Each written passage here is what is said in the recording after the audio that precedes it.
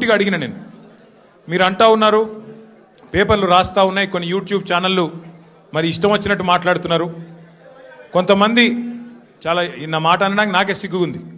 కొంతమంది హీరోయిన్లను వీళ్ళేదో ట్యాప్ చేసి బెదిరించి ఇష్టం వచ్చినట్టుగా వాళ్ళు ఏదైతే అడ్డగోలు వ్యాఖ్యానాలు రాసినారో ఇది వాస్తవమా? వాస్తవం అయితే నా ముందు పెట్టండి, చెప్పండి ఎవరికి అట్లా జరిగింది దయచేసి చెప్పండి అని చెప్పాను.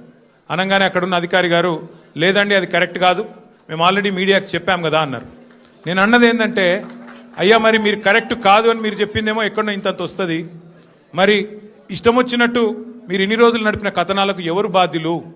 మా కుటుంబాలకు మాకు కలిగిన క్షోభకు మా వ్యక్తిత్వ హననానికి ఎవరు బాధ్యులు? ఈ లీకులు మీరు నిరోధించలేరని అడిగిన. ముందుగా మీడియాకు నేను ఒక అపీల్ చేస్తా ఉన్నా, దయచేసి ఈ ప్రభుత్వం లీకు వీరుల ప్రభుత్వం, వీళ్ళు కేవలం లీకుల మీద ఆధారపడి నడిచే ప్రభుత్వం.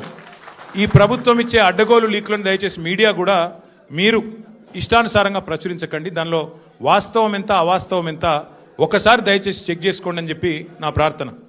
మొన్న హరీష్ రావు గారు పోయి రాగానే నేను ఆశ్చర్యపోయాను. వాళ్ళు ఇష్టం ఉన్న కథనాలు.